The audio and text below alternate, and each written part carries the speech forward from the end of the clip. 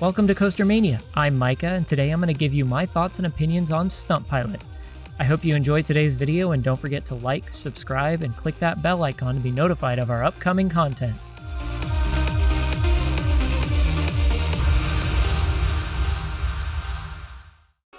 Stunt Pilot is the newest addition to Silverwood Theme Park in Athol, Idaho.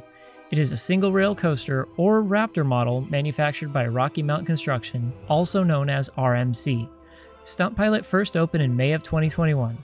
I will be discussing the major factors of this ride, including theming, layout, capacity, trains, overall ride experience, and whether or not it is a good addition to the park. Katie and I got the chance to ride this coaster in its opening year as well as this year, and let me tell you, it was not running on all cylinders last year. So sit back, relax, and enjoy the video.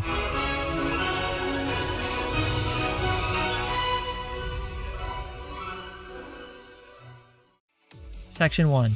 Theming. To start, Stunt Pilot occupies a space between the Roaring Creek log ride and the final helix on Tremors. This land used to be occupied by a haunt maze that was used during Scarywood events. The section within the ride area has the most thorough theming, while the areas around it do not. Walking into the queue area, there is a building themed to a hangar. There are some posters on each of the walls, and then an upside-down miniature airplane donning the same colors as the ride itself. Looking into the ride area, there are yellow rings, a barn, and the station building itself, adding to the rest of the theming encompassing this ride. The yellow rings do light up at night, which is a nice added touch, making night rides just a little bit more fun. The trains do not don anything airplane related other than the lead car, which has the ride's logo. Stunt Pilot sports a white track and red supports, which is a somewhat unique paint scheme to see these days. This paint scheme certainly helps greatly in making Stunt Pilot stand out amongst the rest of the rides in the park. The landscaping of this ride does leave a small amount to be desired. Under the coaster exists just gray gravel and nothing else. It might have been fun to see a miniature runway or maybe even some water or rock work to kind of help improve this. One of my favorite aspects of this ride's theming has to be the first drop sound effect. This is a small added touch I have only seen on a couple other rides in the US, and I appreciate it greatly.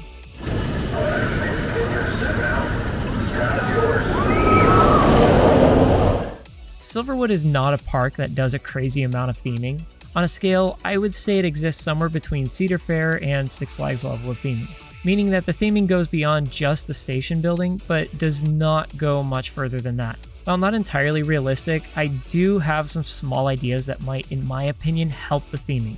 Maybe by adding a small stunt planes connected to the support structure to simulate flying in a formation, or fog and light effects near the barn to make it feel more like you're crashing through it. Another idea might be sound effects similar to the first drop one, where there's an announcer commentating on your acrobatics flying through the barn and rings. I feel that extremely small additions could go a long way in helping this ride, but at the same time, I understand that these kinds of additions are unlikely to happen. Overall, I'd rate the theming of Stunt Pilot a 7 out of 10. Section 2. Layout. Stunt Pilot is a near clone of both Railblazer at California's Great America and Wonder Woman Golden Lasso Coaster at Six Flags Fiesta, Texas. The layout has been expanded in a few key areas in order to facilitate the heavier 10-car trains compared to the aforementioned coaster's 8-car trains. Let's list out what's different between Stunt Pilot and the two sister coasters. To start, the first turnaround after the lift is shallower and more drawn out on Stunt Pilot. The first dive loop starts inverting far sooner on Stunt Pilot, and the so-called off-axis airtime hill is more gradual on Stunt Pilot. While I haven't gotten a chance to ride the other two coasters based solely on the POVs, this does make Stunt Pilot look less intense. This lessened intensity may not be for the worst though. Unlike us coaster enthusiasts who sometimes complain that a ride is forceless if it isn't trying to kill us, the general public tend to prefer smooth and more forgiving rides in some ways. Don't get me wrong, I like intensity, but this ride can definitely take a toll on you if you aren't prepared. Or if you try marathoning it 14 times in a row like Katie and I did. Despite the slightly more drawn out elements on this ride, it still packs a good punch. The 90-degree first drop in both the front and back provides great ejector for the whole train. At the bottom of the first drop, riders are sure to experience a good helping of positive G's as you tilt up towards the next element. After this comes the dive loop, which offers some mild laterals and decent positives at the bottom. This is followed by the off-axis airtime hill, which provides crazy mix of ejector airtime and laterals. From there, the ride rises up into a high turnaround, which is followed by another steep drop, which provides mild ejector airtime. Next comes the cutback, which does provide some mild hang time, but slightly stronger laterals. After the cutback comes the ride's final inversion, which is a corkscrew into the barnyard. This inversion provides even more hang time and mild laterals. After the final turnaround, you get one final pop of ejector air time into the brake run. While on the shorter side, the ride is whippy, forceful, and has non-stop pacing that does a good job at providing an intense experience that is still enjoyable for riders of all ages. What Stunt Pilot packs into its 1,800 feet of length is wild and a ride that no enthusiast should skip. Overall, I'd rate the layout a 10 out of 10. Section 3, Capacity. Stunt Pilot is the only ride at Silverwood that runs 2 trains and also always has multiple ride ops in the station. Many of the other rides at times operate with only 1 or 2 ride ops, which slows down dispatches a lot. The only reason I can assume this is the case is that Stunt Pilot is the newest and most popular ride at the park. Another thing going for this ride is the fact that it has a moving ride platform. The trains never fully stop in the station unless it is unable to be cleared before it reaches the end. It isn't entirely uncommon for the ride to stop in the station, however the dispatches for this ride were on the quicker side. Stunt Pilot has a theoretical capacity of about 605 riders per hour based on the information provided on RMC's website.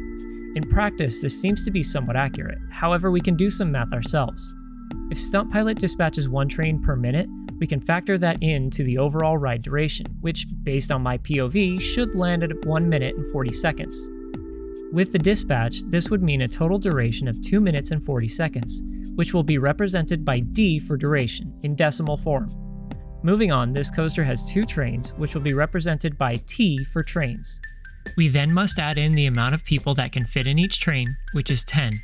This variable will be represented with the letter C for capacity. Finally, the variable we're solving for, throughput, will be represented with the letter P for people. So by using this equation, P equals C over D times 60 times T, we get P equals 10 over 2.66 times 60 times 2. By solving this equation, we get a theoretical capacity of roughly 451 people per hour. This capacity in the grand scheme of things is not all that high. However, it is potentially twice as high as some of the other rides in the park.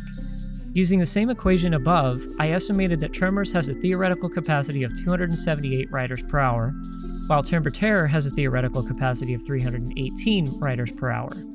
Fortunately for Katie and I, most of our visits to Silverwood were on weekdays, meaning an overall smaller crowd at the park, which did help keep lines short, but these numbers are low compared to what you might find at other parks around the country.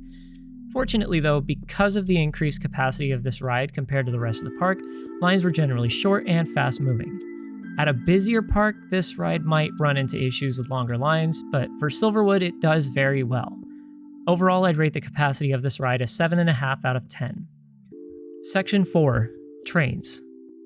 As previously mentioned, Stunt Pilot has 2 trains, each with a capacity of 10 riders. The restraint system on these trains is very simple and are fairly comfortable. The restraints come down over your shoulders and onto your lap. However, there is only soft straps holding your shoulders in.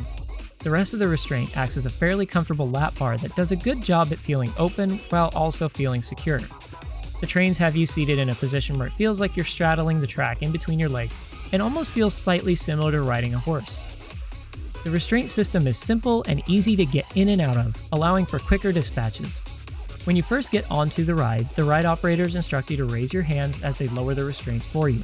Similarly, when the ride nears the platform at the end, they instruct you to raise your hands as the restraints automatically raise after reaching a certain point. These restraints do not tend to cause any issues, however on repeat rides I did experience some pain in my thighs due to how forceful some of the elements were on this ride. The trains themselves are very simple in their design and don't contribute much to the overall theming of the ride. The other minor complaint I have is the shoulder straps. I did notice after a short while that the shoulder straps were digging into my collarbones. Truth be told, this is one of those rides that it would be somewhat harder to marathon, and I'm not exactly sure if there would be a simple way to fix this.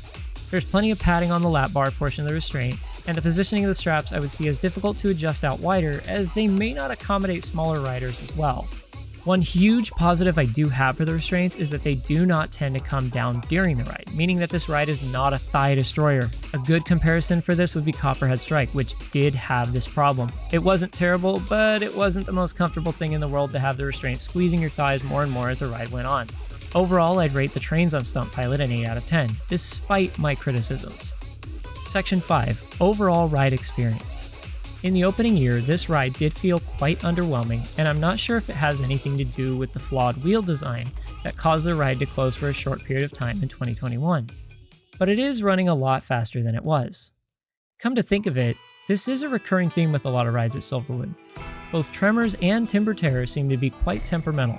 On a good, hot day, later in the season, and once rides have warmed up throughout the day, both of these rides provide significantly better ride experience than they would otherwise. Stunt Pilot, however, does not seem to be as temperamental, because throughout the 2022 season, it was providing some good and forceful rides. Stunt Pilot as an addition to Silverwood is the perfect fit. This park needed a fast, intense inversion machine, and I don't think that there could have been a much better choice for this park. Combining all of the elements of Stunt Pilot makes for a wild experience that is popular with crowds, and it shows. Time and time again, when visiting the park, you'll see people turn right around and go back in line for Stunt Pilot to ride it again and again and again. This ride surely fits well within the park. Katie and I have only experienced this ride breaking down twice in our 6 visits to the park, and while not perfect, it's got a good track record so far. Whenever it does break down, the staff is quick to correct the error and get the ride running again. This ride as a coaster on its own also holds up well. Comparing it to other rides we've ridden, it does rank on the higher end of our list. Be sure to look out for a list in the future where we rank all of our favorite rides. It has a great first drop, forceful elements, and would surely do well at many other parks around the country. Overall, I'd rate the full experience a 9.5 out of 10. Section 6, Final Thoughts.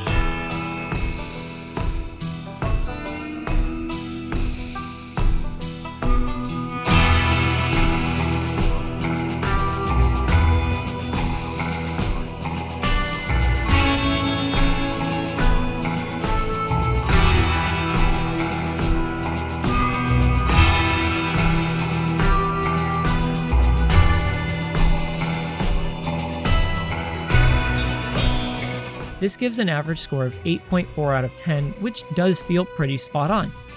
Stunt Pilot is a great coaster that I think any enthusiast should make it a point to come out and ride. It doesn't make or break Silverwood, but without it, the park would definitely feel lacking in the way of coasters. This ride is great and competes well with some of the best, and I'd say Stunt Pilot is something you definitely don't want to miss.